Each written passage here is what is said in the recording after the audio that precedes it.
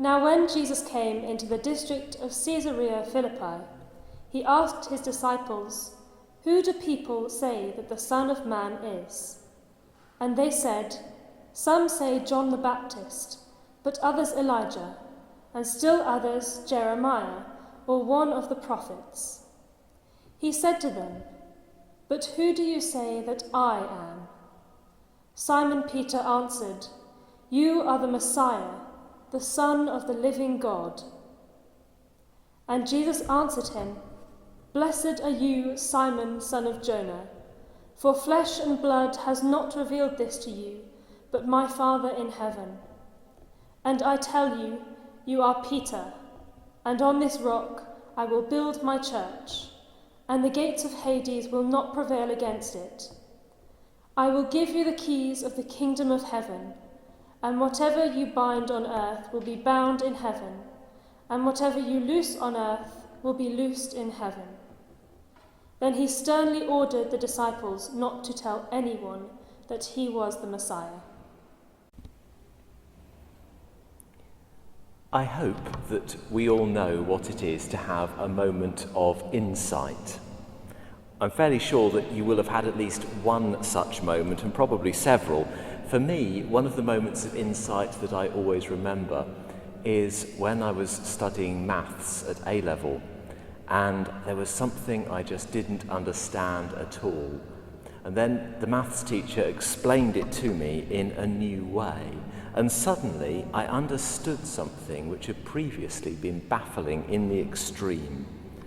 It was like seeing something completely afresh, something entirely new set before me, even though it was exactly the same as had been on the page just a second previously. The difference was that what I saw suddenly had meaning. Today we have heard a story of insight, and I'm privileged to give both today's reflection and also next week's reflection. And I'm taking the gospel readings for the Sunday as the basis for these reflections. And I can tell you already that next week we will hear a story that is quite different, but which forms the second part of today's story. But today we have a story of insight. And the insight that is realised is not a mathematical one. It's not an insight that can be proved by clever logic or philosophy. It's an insight of intuition. It's a spiritual insight. In a sudden moment of clarity, Simon understands the interior nature of who Jesus is. Simon doesn't have any of that theological language which develops later in the church. Simon, fisherman by trade, would have been utterly confused and bewildered by all of the precision of the philosophical and theological definitions of the church councils. But without any theological training, without any of what we might call the grammar of Christianity, Simon is able to have the most significant of all insights, that Jesus is the Messiah, that Jesus is the chosen one of God. Simon doesn't have much to go on and not much to build on, but he has seen the truth of Jesus' identity. If you read the Gospels, there are lots of times later on in the Gospels when Simon struggles with openly stating his faith in who Jesus is. And this moment of insight that we hear of this morning doesn't make things easy for him.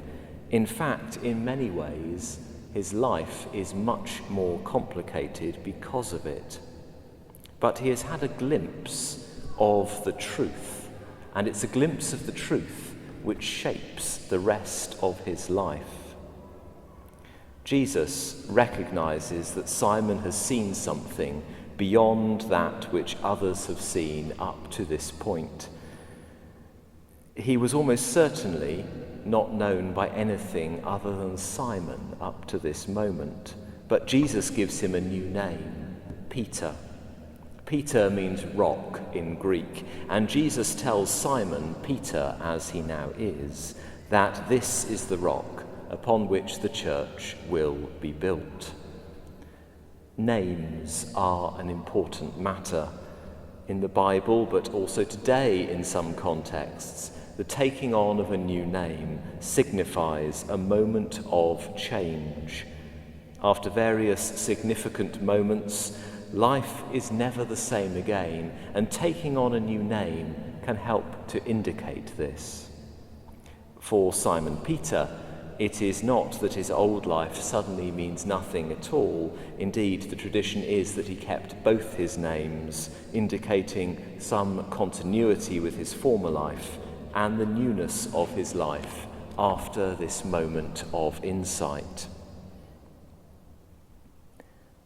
The insight that Jesus is the Messiah, the Christ, the one sent from God, is at the heart of Christianity.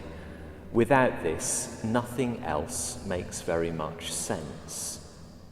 The events of Jesus' life, death, and resurrection become events in the history of a good person among other good people. But the uniqueness of Jesus makes these events take on a new and critical significance for our lives as individuals, as communities, and as the whole world. For Christianity, the central question of faith is not whether God exists or whether there is life after death. The central argument is not a philosophical one. The central question that Christianity poses is a simple one. Who is Jesus? Christianity is alive today because for 2,000 years people have responded in a similar way to how Simon Peter responded that day 2,000 years ago.